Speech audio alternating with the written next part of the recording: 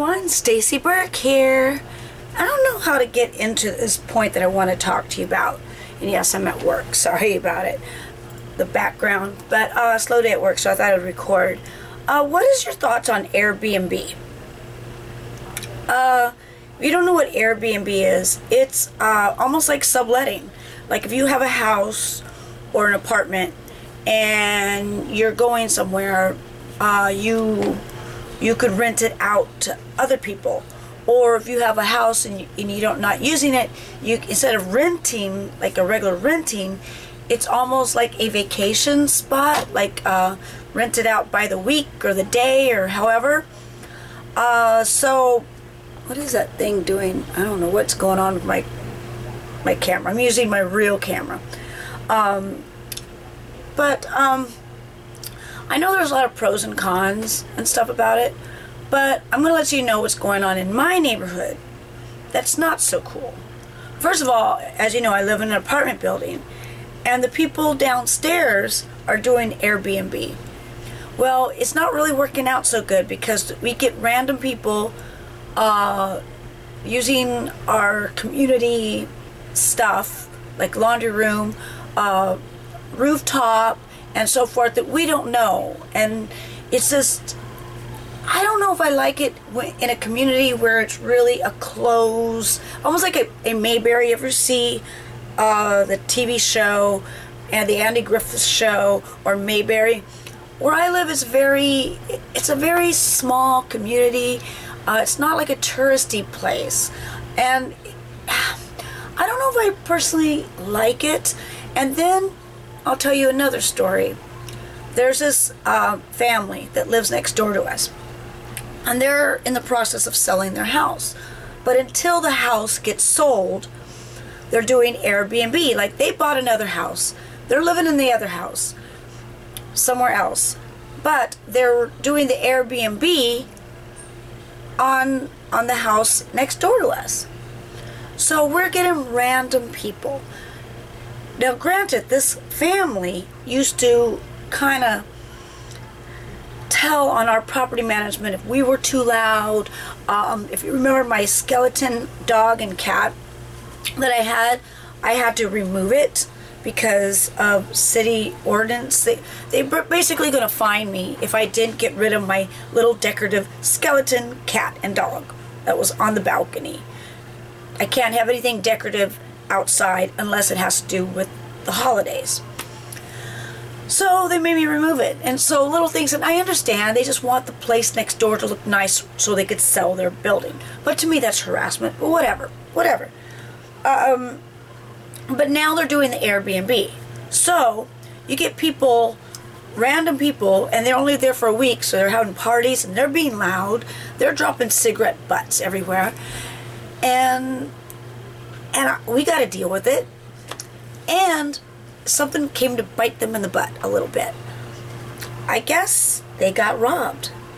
There was one time they had an Airbnb, and I remember seeing these people. They were kind of loud. They were really loud, and but I didn't really think anything of it because all the Airbnb people that they've been renting to have been really loud and annoying and obnoxious.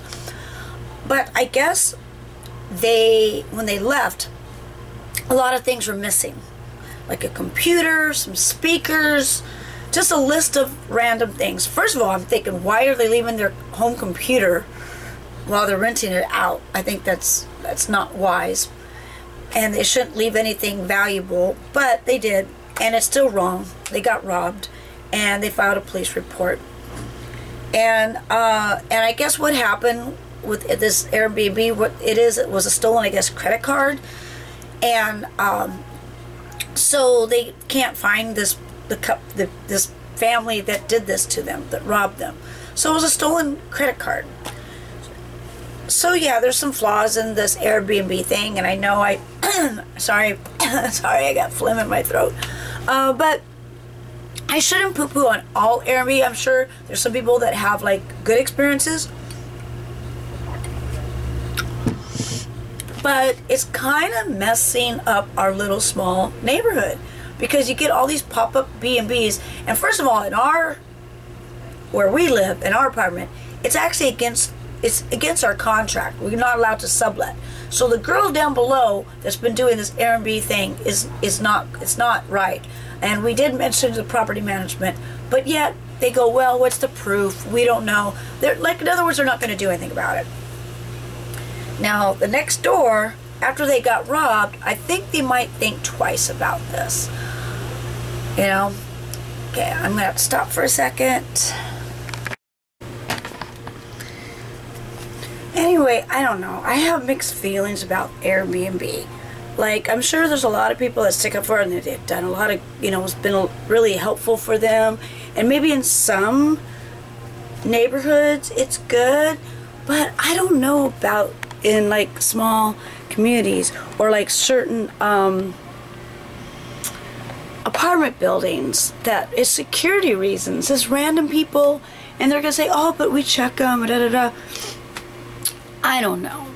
I just see a lot of problems and I don't like it in my community. I don't like it. And my neighbors, random people just come in, and we don't live in a tourist place. It's a very small community. We're very trustful people. I mean, it's a beach community, so we do have our bike theft. Our biggest thing is bike theft. You can't leave a bike for 1 second without it being stolen. But when you get people that just gonna rent it for like the week or something like that, they're not really going to treat it very well. They're gonna treat it like a hotel, you know?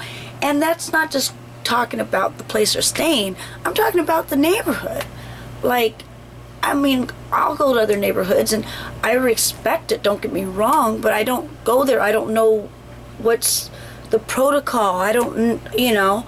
And sometimes if I rent a place, I am maybe more loud and stuff because I don't know the neighbors. I don't know if they have a baby. I don't know if they have a dog that barks. I don't know certain things.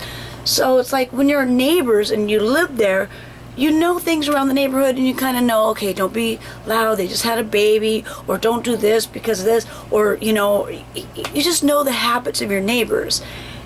And it's just uneasy and queasy, and now that this happened, and you know, I spent a lot of money to get out of a neighborhood that had crime. I mean, it's unfortunate, but yes, you know, it's like it costs more money to live somewhere where there's less crime and less rowdiness and stuff like that. It's just the way it is. Just the way it is. You know, I don't like those rules, but that is what it is. And so when I have a nice neighborhood that I spend lots of money on and that I know the community, and then I just see random people come in and out that's only there for like a day, a week, whatever, and then they bring people over and I don't know these people and they're being loud and obnoxious. And usually with a neighbor, when someone's being loud or obnoxious or if something happens, you can complain to them and it gets resolved, or you talk to them, or you build a rapport, like you build a friendship with them, and so they know and everyone works together. But you can't do that when they're in and out. Like, they don't know me, they don't care, they're not going to be there next week. So, you know, I don't know. What is your ideas? What are your, I mean, I'm sure I hear good things, but then I know the bad because I've seen the bad. I've seen the bad. And it's not fair to me because I'm not doing the Air BnB. Nope, gotta quit again.